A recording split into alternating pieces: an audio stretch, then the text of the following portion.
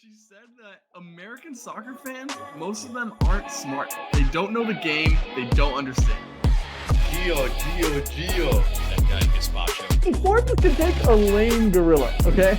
Right, did you know that Arsenal died? He's got me buzzing. Up the Toffees. It's hard to up them anyway. I'm not even gonna comment on that.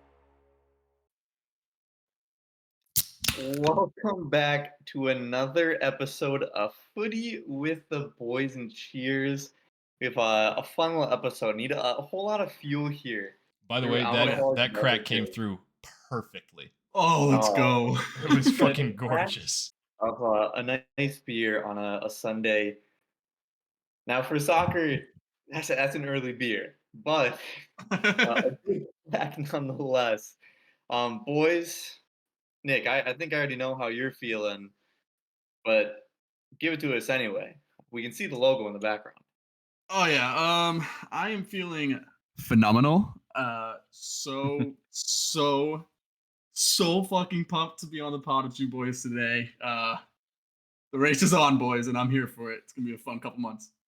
For everybody listening in and watching, Nick was asking to move this pod up like a crack addict itching for their next fix.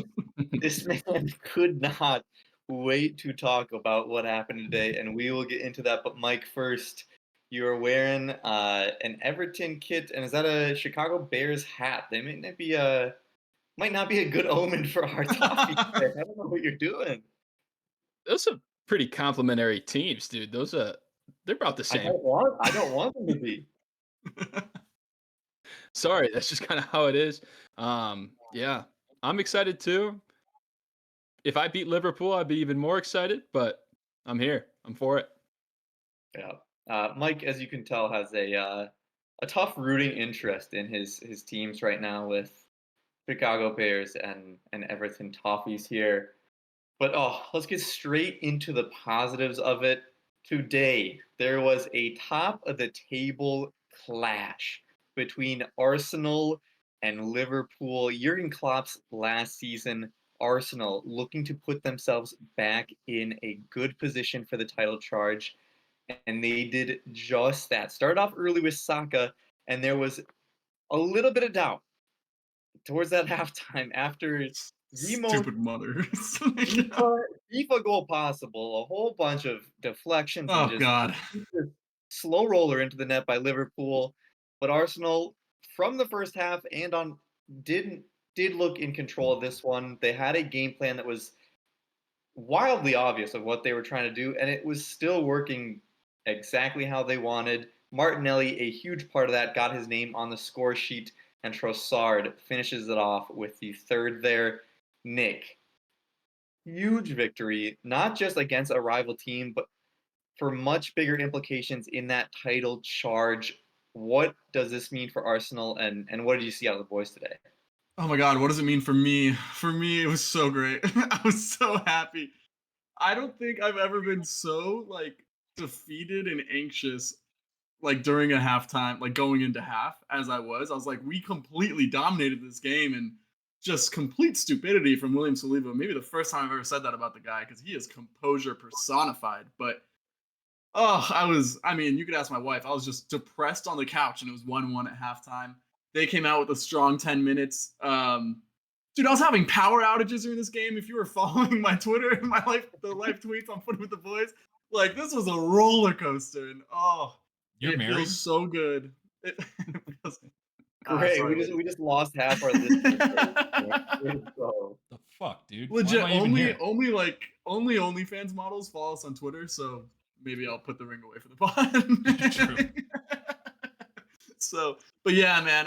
Huge 3 points. I want to talk really quickly about a couple of the players just because they deserve it. You already mentioned the first guy, Gavi Martinelli. I know his goal is cheese, but he deserved a goal contribution for the way he was attacking that game. After, you guys see his interview after the game where he was like, yeah, I don't know. I just play really well against Liverpool. It's like just Trent. So it was phenomenal. He had an amazing game. Even outpaced Konate at one point, who he's a beast. So just beautiful there. Deserved his goal despite the weird way he got it. Odegaard also like provided so much quality that first half, and second half just worked his goddamn socks off. I mean, really impressive defensive display and just like a leadership role from Odegaard. Kai Havertz, dude. I mean, got dropped from last game, only playing probably because Gabby Jesus is out, I would assume. And he gets to start up at the 9. 2 games, our 2 biggest games of the season, Man City at home, Liverpool at home so far.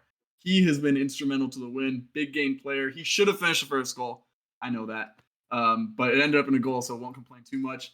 His hold-up play, the way he battled with probably the best center back partnership in the league, right? I mean, Van Dijk and Konate doesn't get too much better. I'm all for Saliba and Gabriel, but listen, the way he battled was so impressive. And then the one guy, Jorginho, $12 million from Chelsea Football Club, who we have a lot to say about later. But man of the match performance.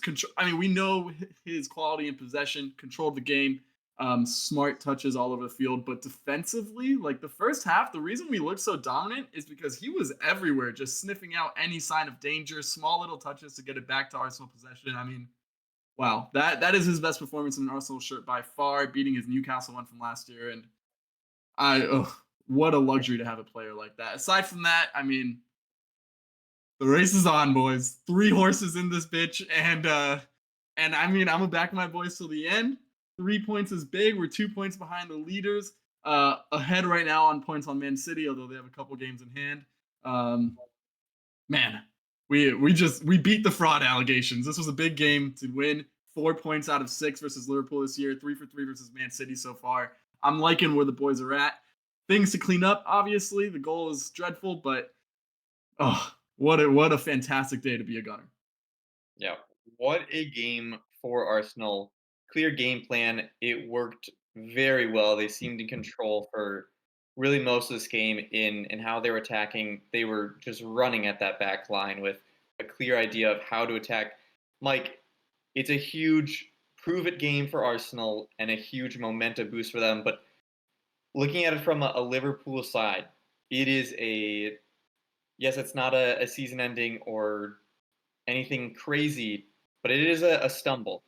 It is a stumble that allows Arsenal back into a very close race, and maybe more importantly, allows Manchester City, who is back 2 games, if they win those 2 games, are now at the top of the league by a point.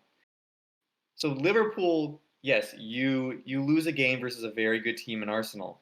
But I think the bigger picture problems are kind of what you're looking at here for Liverpool. They no longer control their own destiny with the rest of the games here. And certainly I think Arsenal provided a bit of a blueprint of how to attack this Liverpool defense. And a big problem is Trent Alexander-Arnold. He gets so far up, and again, a pacey winger versus Konate with Martinelli attacking that seems to be a blueprint that other teams are probably going to use from now. Big picture, how much of an issue is a huge game like this not going their direction for Liverpool? I think the biggest issue here is they weren't in the game. Never looked like they were going to win this game. Looked like they might get a draw because they were able to kind of withstand what Arsenal was throwing at them. Arsenal had all the ball, created most of the chances, but it didn't look like there was another goal going in. The one they got before half, you expect Liverpool to make adjustments at halftime. That's what Klopp does. He comes out, he makes these adjustments, then they start getting back into the game. That didn't happen at all. Arsenal obviously dominated the entire first half. Looked like they could have put 2-3 in even. Shit happens right before the whistle. So big adjustments are made. And yeah, I get Trent 1v1 defending, questionable at best. Martinelli had his way with him. Don't think it really was all on him today. The times he got exposed or burned by Martinelli were issues in the midfield with Liverpool. McAllister was so freaking slow on the ball today, especially in the first half. He'd get it. He'd take a lackadaisical, slow touch, get robbed by Rice or Jorginho or Odegaard because they were all pressing so hard and so fast, and they were so aggressive today, and they could counter so fast.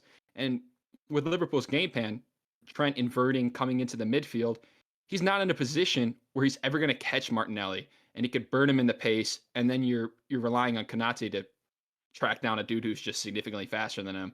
We saw that one time he got burned. So yeah, it's nerve wracking for Liverpool because they were never in this game. Maybe Mo Salah makes a difference. Maybe Szoboszlai makes a difference, but the midfield issues were glaring.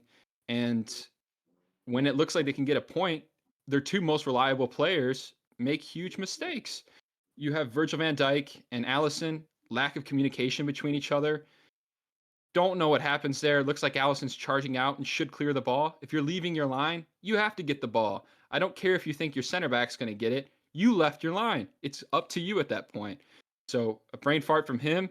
And then the game's almost over. I don't think Liverpool's ever going to score. They should have had Darwin Núñez in most of the game to have a physical challenge for Saliba and Gabriel. I thought it was a mistake having Jota in the middle and Diaz out wide. Diaz in particular didn't contribute to this game. And the third goal is a wash. Alisson is really poor there, gets nutmegged. Huge win for Arsenal. All the credit to them. They deserve the 3 points today. And it's a weird way to get the 3 points with the mistakes, but 3 points nonetheless. Yep. And I think, at least to me, and you guys can object if you think differently, but it looked like Arsenal just wanted it a significant amount more. I mean, they were sprinting down that side every single chance they got when Trent was caught out of position, or I guess not out of position, but where they would be playing him. And Liverpool didn't have that same type of energy, I thought, on the attack or dynamism on the attack. And that showed here. I think for Arsenal, it's a bit of a bounce back, because the other game versus Liverpool, I think, although a draw, Liverpool looked probably the better side. This one, obviously, Arsenal came out a good length ahead there. But goals are a theme of the weekend here, because our next game is Newcastle versus Luton Town. Luton Town? The high scorer? Yes, of course. Newcastle 4, Luton Town 4. And quite honestly, boys, this game, from an Everton perspective, I was shitting myself for a majority of this game. It was 1-0 Newcastle so early, and I'm thinking, oh, thank the Lord, Newcastle put this run of form of Luton out, and Luton respond. And so then Newcastle come back, they take the lead back. I go, okay, thank God. And then Luton goes on an absolute tear, and they look like they're going to win this game, and they look like the significant better side. Like, it was not close. Luton was having their way with Newcastle, and it was shocking to watch. Luton looked like they just had the better players playing at a significantly higher level. And it ends, luckily for us as Everton fans, and luckily for Newcastle, as a 4-4 draw. But boys, Luton Town are making some noise, and that is scary. Mike, I'm going to task you with the Luton side here, and that may be unfair as an Everton fan. But Luton Town, on paper, if you're looking for a team to root for, a scrappy team that gets the championship playoff, not automatic promotion in the championship, tiny stadium, zero budget, and they somehow scrap their way through the promotion playoff and win as underdogs in that. Then they get to the Premier League, and they're now scrapping their way without much investment. With the small stadium, they had to invest just to make it Premier League available. And now they're finding their way to get some results and fighting their way out of relegation. Movie book stuff.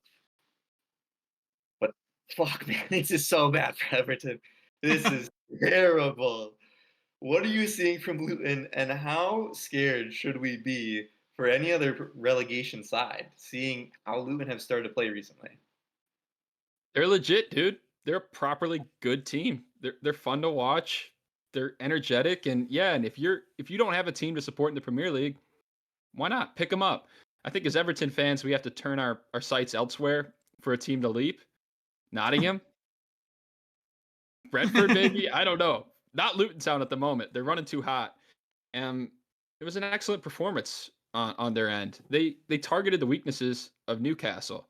They knew they could beat Kieran Trippier on the right with physicality. They knew Dan Burn is kind of big and slow on the left side, so they could use speed against him. And they know that their physicality is a lot to deal with. Their goals were great. They're well taken. The set pieces are good. And they didn't care too much that Newcastle's so potent on the attack. They were willing to put bodies forward. They weren't going to play in a low block. It served them well. Maybe they could have got the 3 points there. Newcastle just had a little too much class in the end, which is to be expected. More bodies to come off the bench with a more replenished roster. Still missing a few guys, but Harvey Barnes back and Jacob Murphy back. Both had impacts, a goal from Barnes. This is, from an outside perspective, not being Everton biased, it's a fun team to watch. This was easily the game of the weekend, even with Liverpool Arsenal in the mix, just because of the goals galore. So fun, so energetic. Nick, you take Newcastle to win this game going in 9 times out of 10, just because it's Newcastle. But does Luton need to be taken a little bit more seriously? Is this really a bad result for Newcastle, or was it just two teams going at it? I agree with everything you said. I think their wingbacks in particular are phenomenal. They get up and down the pitch so well, and that's where you burn Newcastle, because just like Villa tries to a lot, like they get their fullbacks up a lot. Even Dan Burn like contributes a lot back there. So, yeah, I'm very impressed by Luton, and I'm just as disappointed by Newcastle at St. James Park, 4-4 to Luton Town, who stadium fits 23 people in total. Like, what are we talking about? Are you kidding me? This is the team that are the bullies of the Premier League that made it to the Champions League? No shot, bro. I do have to say some credit to Kieran Trippier. You guys know where I stand on Trippier. I was roasting him on the group chat. I hate a fullback that doesn't defend, especially like with Trent. At least I get it. Like, he truly is world class, like in any moment, like on the ball, incredible. Trippier is very good going forward, but he's not that level. And he got caught out of position really poorly for, I believe, the third goal. So, gave a goal away. Credit where credit's due, though. He did tap one in. He was part of the attack for Newcastle. It's a bad result for them, specifically at home, where they're supposed to be like this big bad side, and Luton looked more physical the entire time. So, if you're Newcastle, thank God Chelsea's shit, because or else people would be on your ass right now. Yep. A story of David versus Goliath in terms of financials here at Newcastle and Luton. And it ends in a draw. That's not very good for Goliath. But we move to a team, two teams that I guess this game really should have ended in a 4-0, but ends in a 2-2. Transfers get the best of you sometimes. It is, of course, Everton, our Toffees, facing off against Tottenham Hotspur. Richarlison, the reason why I say it should be 4-0, because he bags the brace against his former team. And if it weren't for a break, 90th plus goal to salvage. Jared, your Wi-Fi is going insane right now. Is it? Oh no, that's not. Techno's just in our ear. That was crazy. Well, sorry. You're anyways, good now. 90th plus 4 goal to salvage a point for Everton. Valuable points for Everton here, or a point for Everton here. But Mike, man, it's a point where maybe we shouldn't have gotten one, but we're gonna start having more points. You see that we are now in the relegation zone. Is this a game that you would have won more from Everton? Obviously, we end up getting it probably undeserved a point here, but we're gonna have to start getting some undeserved points to win, to get out of the relegation zone here. Arigato, Mr. Roboto. Thank you for the intro here on this game. Hopefully your Wi-Fi gets figured out over there.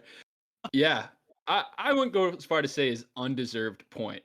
I think we deserved it.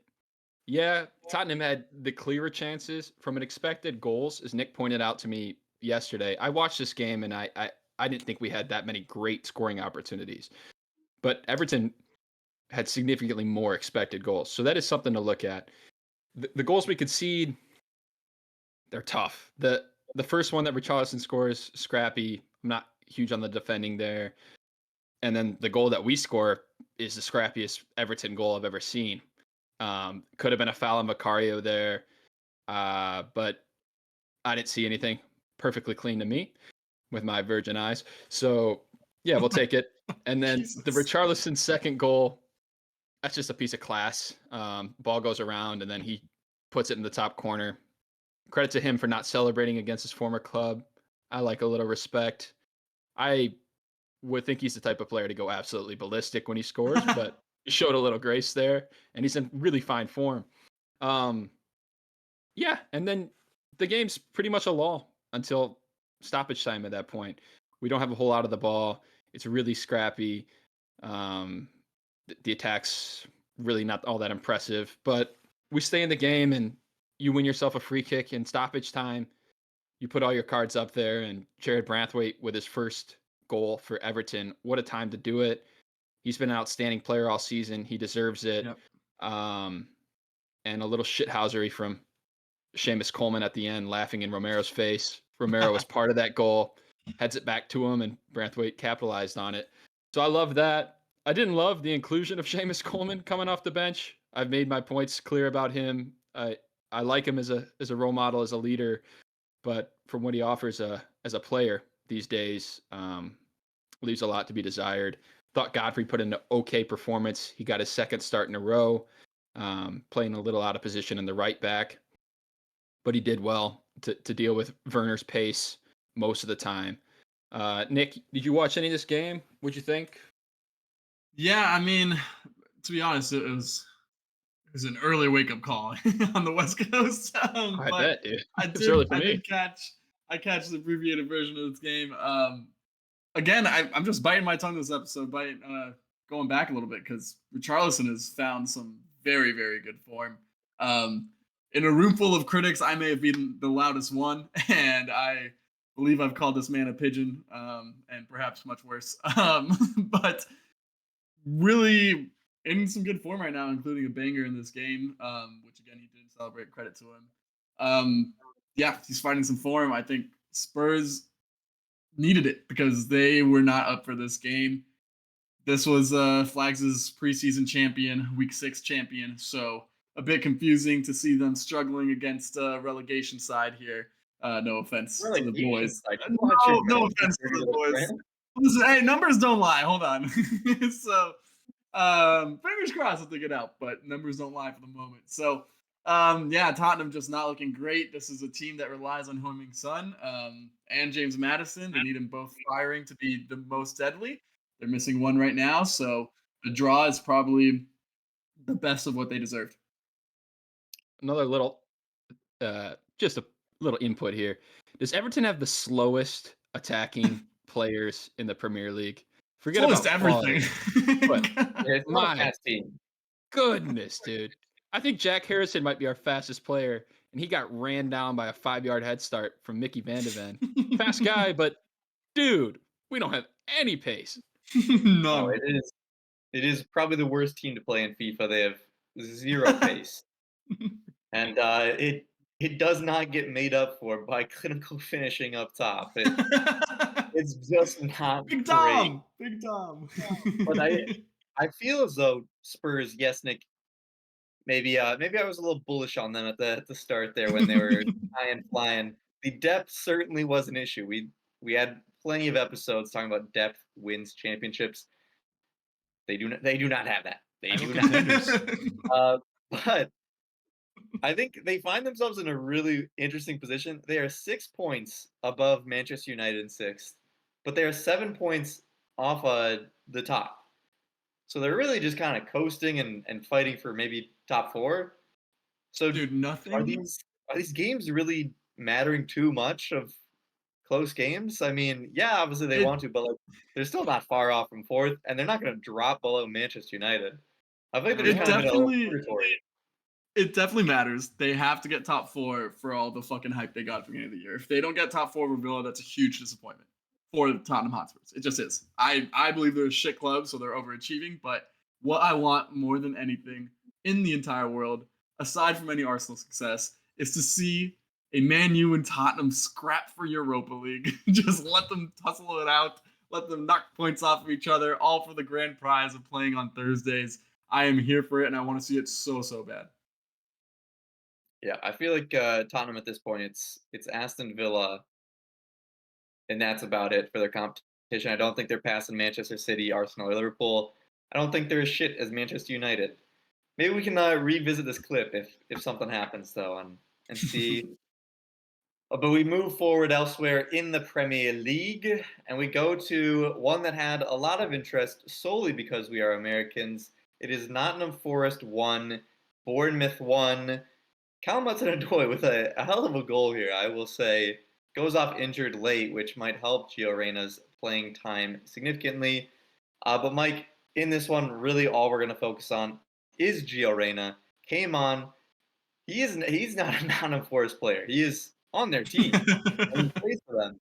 He does not play anything close to what any of those other 10 players on the field are playing. He is a possession player, gonna get the ball, make a quick pass, 1-2, maybe turn and find another outlet. Everybody else is taking their sweet fucking time on the ball and potentially just crossing it the fuck into 5 defenders and their 1 forward. That was all I really saw today. Gio Reyna, where do you see him changing this team? And does he have to be played centrally to make the impact he needs? Yeah, I'm curious to see or be in the locker room with Nuno and what the instructions are from Gio or for Gio. Like, what is he telling him to do? Centrally, I liked his link-up play. I thought it was great, but you're right. As soon as he passed the ball to somewhere else, it was direct pass into the back line, lose the ball, or give it away for a clearance. And he was trying to direct traffic as that creative player up top, causing Morgan Gibbs-White to drop a little bit deeper. That's a strange dynamic, having them both out there essentially at the same time. I think he's still best in the center. If he goes in at a left wing, I think he can create off the dribble and be a little bit more direct. That's not necessarily his style of play, but I think he could do it effectively. He has the skills, he has pace, and he could deliver a final ball. But I think it's a time thing. The fit's not clear initially. Giving him a few more weeks of practice, or a full week of practice, because he hasn't even had that yet. And I think they could figure something out. But initially, still looking like a weird fit. Yeah, an interesting problem for Nuno as the manager there, with both of your most talented players being a number 10, having to decide which one to go with.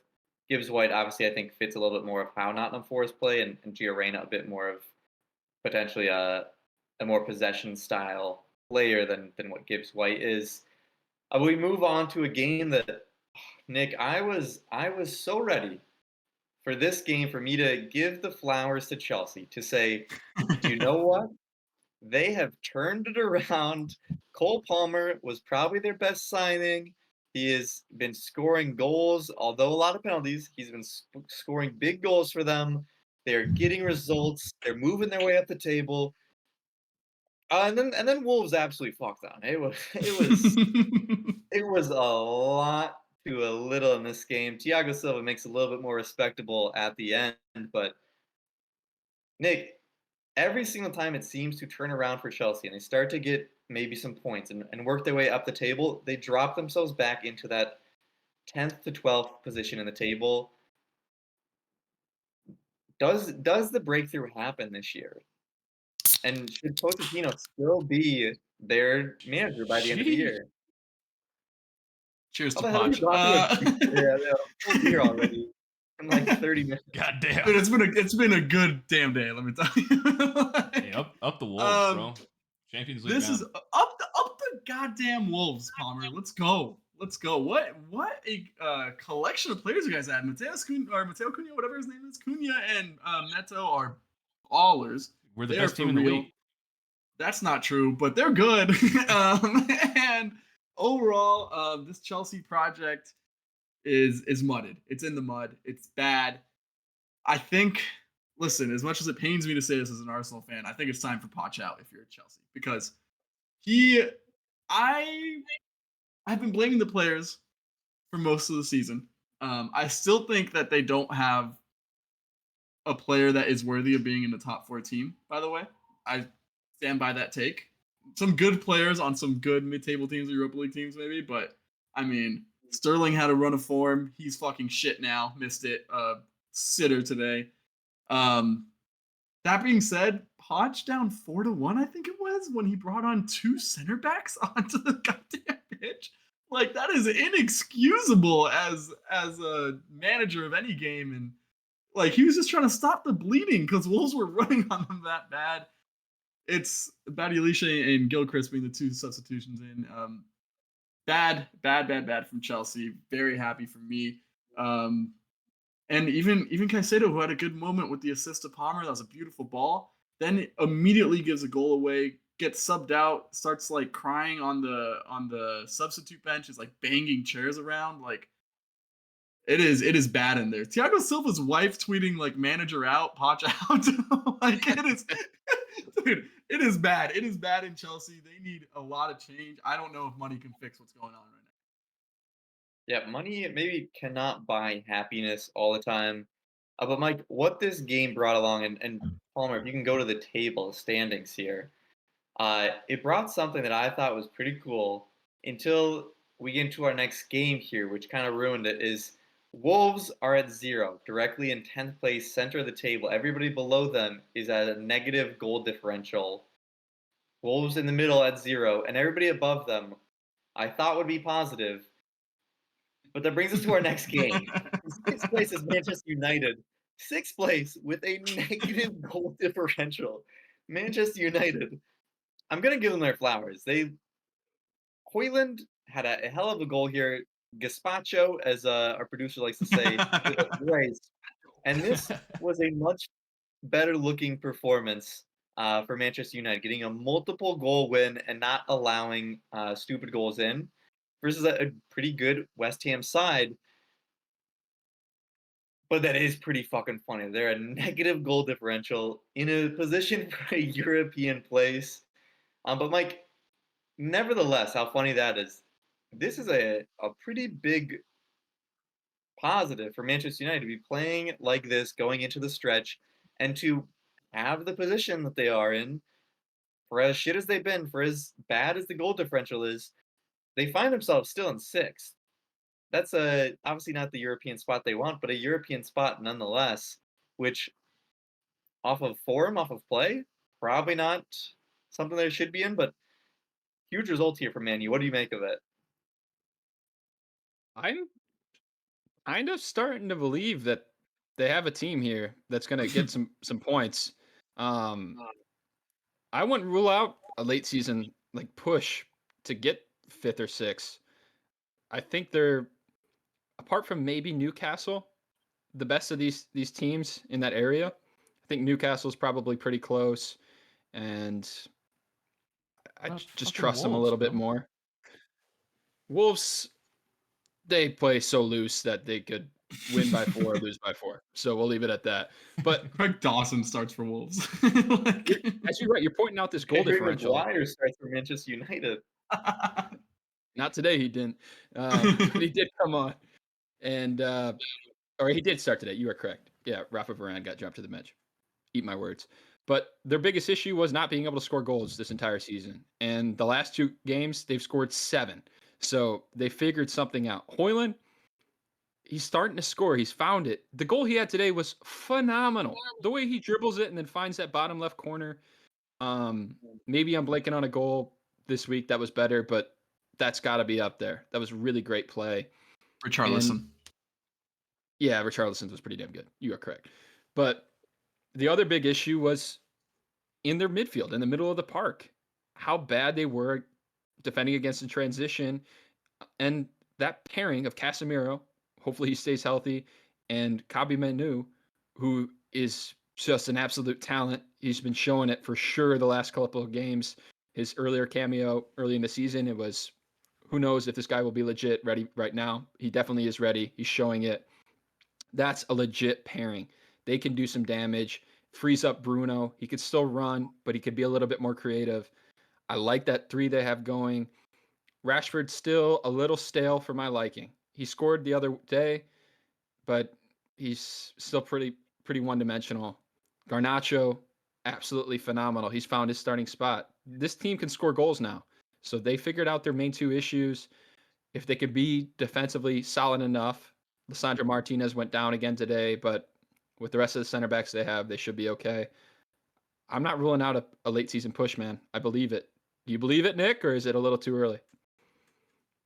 I believe nothing. Yeah.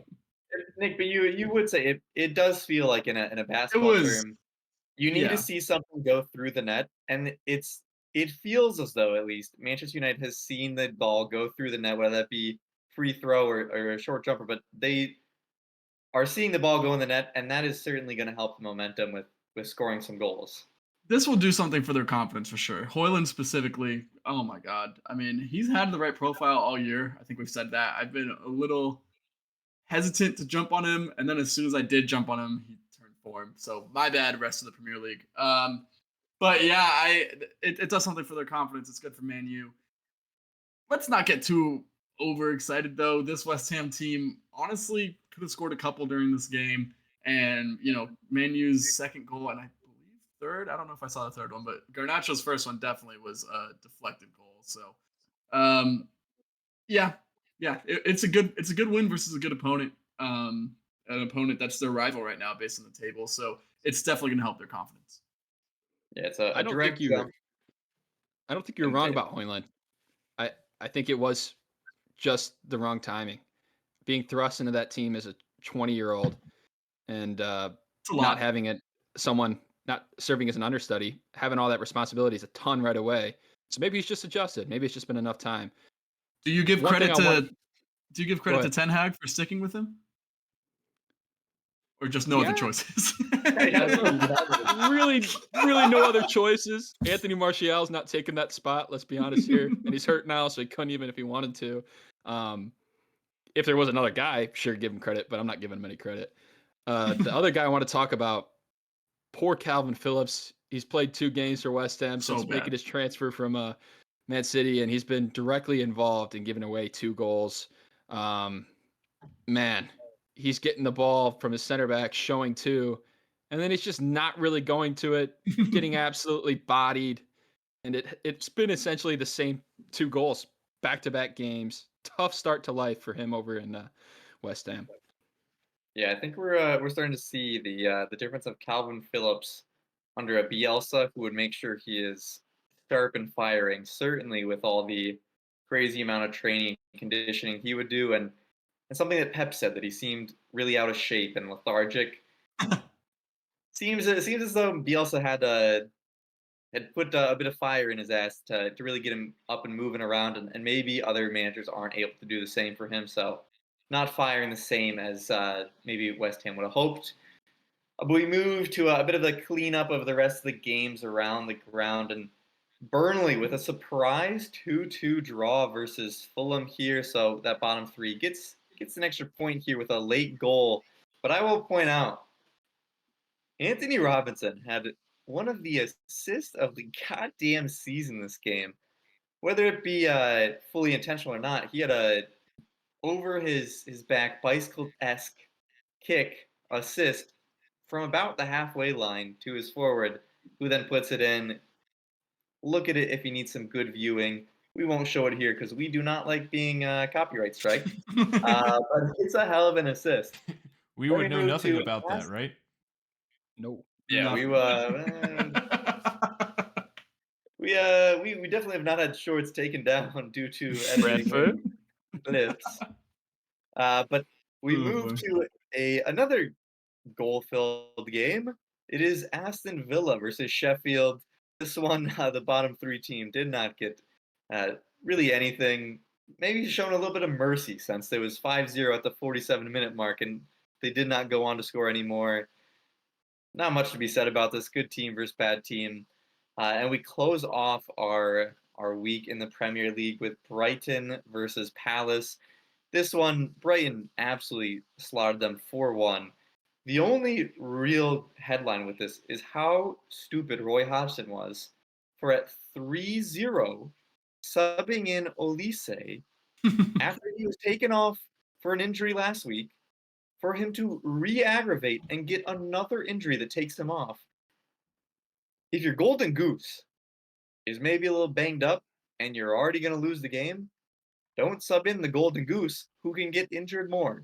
That is, I feel as though what would be common sense. I don't think Crystal Palace is coming back from 3-0 versus just about anyone. There is one more Roy storyline. Hodgson has some real belief in his boys, I tell you what. But that was our roundup for the Premier League. We go into the U.S. men's national team corner, where there are a good amount of headlines here, boys. One, of course, the headline, Gio Reyna got his debut versus Bournemouth today for Nottingham Forest. Glad to see it. We have been a big Gio pod for a while. Finally, that comes to fruition here as he showed off in the Premier League. But also, where Gio Reyna will certainly make a big mark is the World Cup in 2026, hosted here in the U.S., Canada, and Mexico. First game will be in the Azteca for Mexico, but the U.S.'s game will be in SoFi Stadium in L.A. to start us off. We'll be moving up on the West Coast to Seattle and then back down to L.A. They have geographically put all the groups together so that you're not traveling like crazy during the group stage. I think that's a big win for FIFA and the World Cup there. Going to Netherlands, it is not our PSV boys that have the headlines. It is Taylor Booth for FC Utrecht, who gets a hat trick, but not just a hat trick. His parents are going to be happy because his brother, Zach Booth, on the other side also got a goal. It was 1-1 with both the Booth boys being the goal scorers, and then Taylor Booth just goes crazy, getting a hat trick in that one. And El Pulpo over Celta de Vigo, the Octopus, Luca de la Torre gets a goal and an assist within about like a minute and a half of their game. That he is on some fine form and might make an argument to get some minutes here in the Nations League coming up. But I think that the last two are a big up and a big down. To take a Tracy tradition here of bringing it down for a bit before bringing it back up. The down is certainly our goalkeeper position. Today, Who died? The full goalkeeping crisis for the U.S. men's national team, as none of our keepers are starting. Matt Turner got benched for Sells, the new keeper brought in. Who looks solid. This is, he had a few where he just didn't seem too confident to go out and grab the ball, I thought, but it's going to take some real shockers from him to get Matt Turner back in net. What do you do at goalkeeper if Matt Turner's not playing? Zach Steffen relegated himself back to the MLS. Ethan Horvath is now over at Cardiff in the Championship. There's not a lot of great options. What are you doing in terms of keeper? I think you play whoever's playing. Slonina. It's time. Shut up. It is time. He is playing in Belgium. He is actually playing, and he's our biggest talent. In 2026, he'll be ready. Mark my words. I don't hate that. I think you just got to play anyone who's getting minutes. Like you can't risk putting Matty Turner in right now, even though I still think he's the best keeper there. Just 'cause, no confidence. He has to have zero. There's not been anything to help his confidence, really. Like, I don't know if anything has gone well. But I was looking through Twitter, on Nottingham Forest Twitter, to see what they were saying about Gio Reyna. And a lot of the things were being said about Matt Turner. And when he was not announced in the starting 11, boy, was there some jubilation. You would think it was Christmas in Whoville. How happy those motherfuckers were that he was not starting for them anymore. So not a great position. And honestly, Gabriel Slonina, very young, but honestly not the worst shout with the way goalkeepers are going right now, and he has certainly picked up his form with a few clean sheets now for Eupen over there in Belgium. What But about finally, Brad Guzan? Is it not too late for Shut up. another stint? He's still playing. it's about 5 years too late for that, man. I'm going to be honest. Bring Yeah, him the back. bald-headed assassin is maybe a little past his prime. But one last debate for position is now being opened up because Josh Sargent is back from injury and has continued his scoring form. Now 6 goals in the championship. He is just scoring just about every other game, if not every game for Norwich in the championship. They're making a charge to potentially be promoted. Sargent continues to score. Pepe right now injured and not really starting, not getting that many minutes for PSV. And Balogun also has picked up some knocks, not scoring much for Monaco. Is Sargent the forward you have to go with in Copa America if he continues the scoring form and the other two are kind of idling at their clubs right now? No. I don't think so because I know how Greg's gonna play, and if we're whipping in crosses, we need a target, dude. I mean, Josh Sargent is potentially more of Not a me. target striker per se Pepe than is a better than target though. yeah. Yeah, But- listen, I like Balogun and Pepe just talent wise much better. Although I do think Josh Sargent like links up play very well. He's finishing in the team right now. So I understand the shout, but I think the talent level specifically with Balogun is too big. So I would keep Ballo up top. If you want to have him compete, that's fine. But I think when it counts, we're going to see Balogun starting at the 9. Yeah, I think the U.S. for a long time has kind of been, you know, who your best players are, and regardless of form, you're kind of going with those players. When think do it's a we good reach call, that though. point where you start saying, "Shit, Luca De La Torre is scoring a goal and assist in a good amount of games here in La Liga, Johnny Cardoso. and Johnny Cardoso is killing sure. it in La Liga for Real Betis, and Sargent is scoring a bunch of goals." When do you start seeing that, you know what, hey, this player is more talented, but fuck it, we're going off form here, or this player is close enough in talent where you see some players that you think are locks getting jumped for maybe starting positions in certain games? Whenever I don't know, Greg is gone. Like, whenever there's a real meritocracy in the U.S. men's national team and not just him playing his favorites and doing whatever he wants. It's overall bottom line is it's good to have so many options, and so any U.S. player who's playing well, it's a good thing for us, specifically with Copa coming up. Big tournament.